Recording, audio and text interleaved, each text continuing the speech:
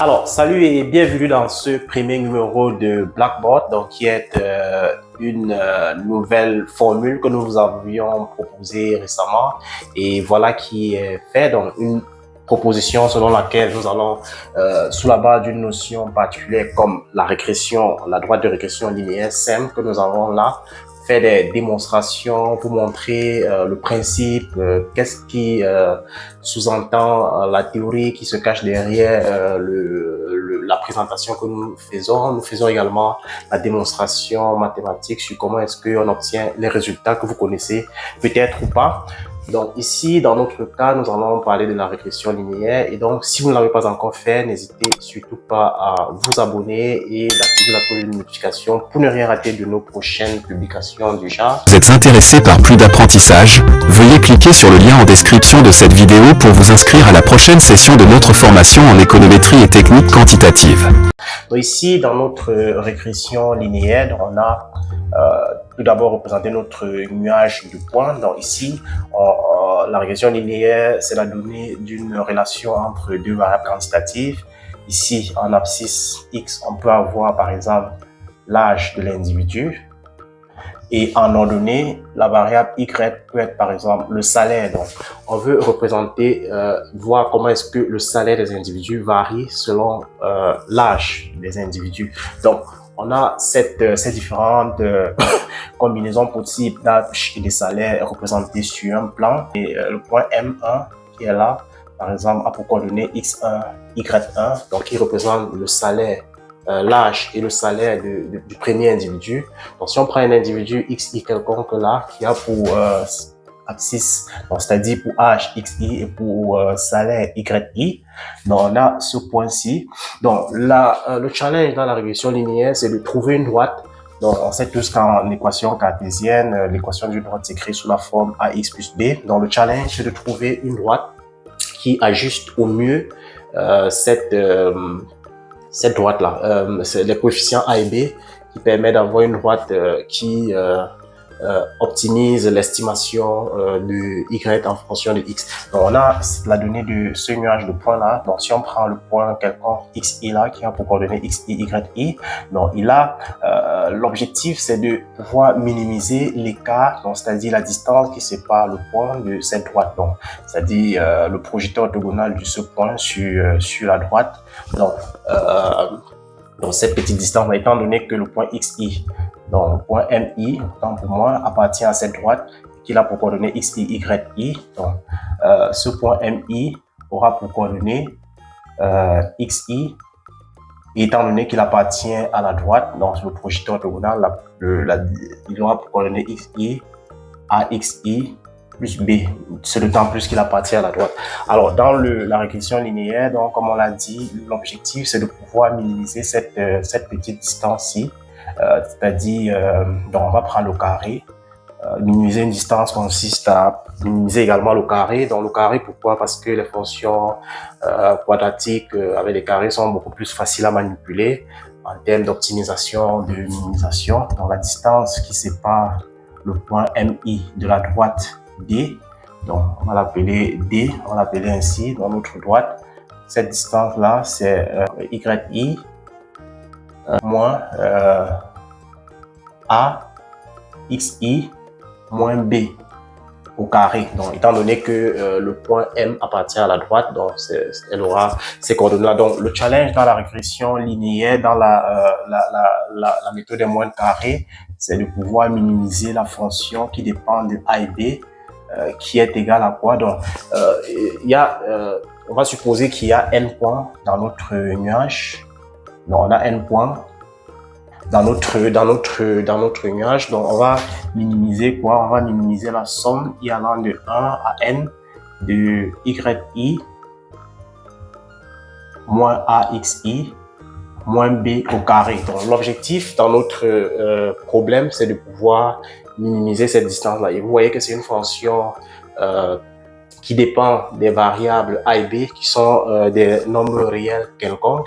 Donc, notre objectif, c'est de pouvoir minimiser la fonction qui a x associé à b égale à ceci. Donc, on peut minimiser donc cette quantité-ci. Donc, dans un premier temps, donc, ce qu'on va faire, dans calculer les dérivées partielles, donc démontrer par la suite que notre fonction est convexe. Donc, vous savez certainement que toute fonction convexe admet un minimum. Donc, la convexité va se démontrer à travers la positivité des dérivées partielles secondes par rapport à chacune des variables. Donc, dans un premier temps, calculons les dérivées partielles de notre fonction par rapport à A. Donc, la dérivée partielle de f par rapport à A, c'est quoi? Donc, c'est la somme y allant de 1 à n de donc moins 2 dans les propriétés des dérivations de carré et tout ça, xi,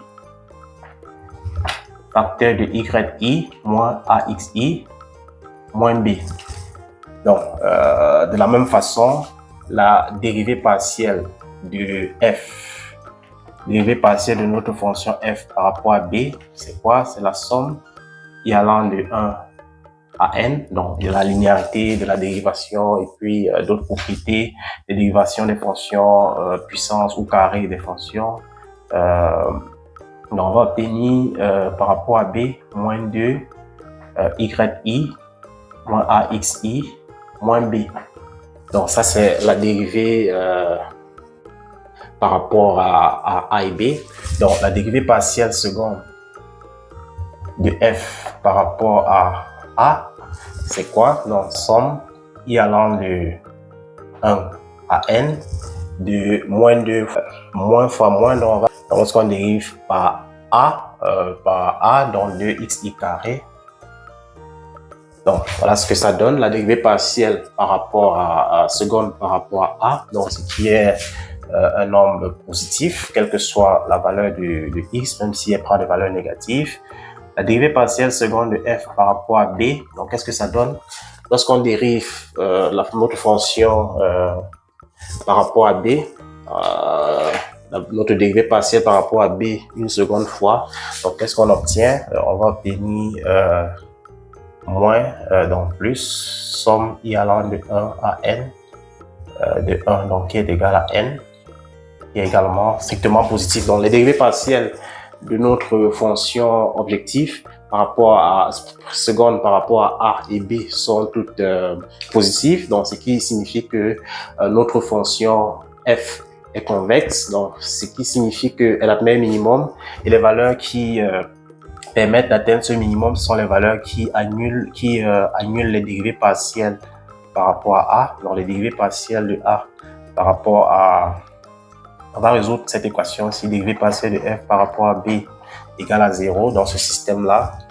Donc, qu'est-ce que cela signifie? Donc, ça signifie que cette quantité est égale à 0. Donc, on va essayer de développer cette somme. Donc, je vais simplifier par moins 2 pour essayer éviter de traîner le moins 2. Donc, je vais avoir la somme y allant de 1 à n de xi, yi, moins a, somme y allant de 1 à n de xi au carré, moins bn égale à 0. Ensuite, dans la dérivée partielle par rapport à b, qu'est-ce que ça donne? Ça va donner, je vais développer, après avoir simplifié le moins 2, pour éviter de le traîner, y allant de 1 à n de yi moins a, somme y allant de 1 à n de xi moins bn. Donc ici dans le développement, ici c'est pas ça, donc ça devait être b, somme y allant de 1 à n de xi égale 0. Voilà, donc c'est ça. Donc lorsqu'on essaye d'arranger cette expression, donc ici égale à 0, on va peut-être appeler cette équation 1 et là 2. Donc notre équation 2 va nous permettre de tirer b, donc b dans notre équation. Lorsqu'on va simplifier par n, on aura ici la moyenne. Donc on aura 1 sur n, somme y allant de 1 à n de yi, moins a, somme y allant de 1 à n de xi, donc qui est égal à la moyenne des y, donc y bar, moins a, x bar, donc la moyenne des x. Donc on a ceci, donc le 2, donc lorsqu'on remplace cette expression dans le 1, donc ça c'est l'équation 2 que ça implique. Dans le 1, qu'est-ce que ça implique? En remplaçant cette expression dans l'équation numéro 1, qu'est-ce qu'on obtient? On obtient que somme, donc on va aussi diviser par n comme tout à l'heure, donc 1 sur n, somme y allant de 1 à n de xi, yi, moins a, somme y allant de 1 à n de xi carré, donc sur n, moins 1 sur n, somme y allant de 1 à n de xi, donc on va multiplier b, donc on vient de trouver là, b c'est y moins a x bar. Donc on va réarranger ça, donc ça va nous permettre d'avoir 1 sur n, somme y allant de 1 à n de xi, yi, moins a, ça c'est, ici c'est la moyenne des carrés, donc x carré bar, donc ça c'est la notation qu'on va adopter, qui est d'ailleurs universelle, moins 1 sur n, donc ça c'est x bar, facteur de y moins a x bar, donc égal à 0. Donc ce qui implique que donc on va développer encore davantage xn somme y allant de 1 à n de xi, yi, moins a x bar, x carré bar, moins x bar, y bar, moins a plus ax bar au carré égale à 0. Donc lorsqu'on va arranger cette expression, donc qu'est-ce qu'on aura? On va avoir a facteur de x bar au carré moins x carré bar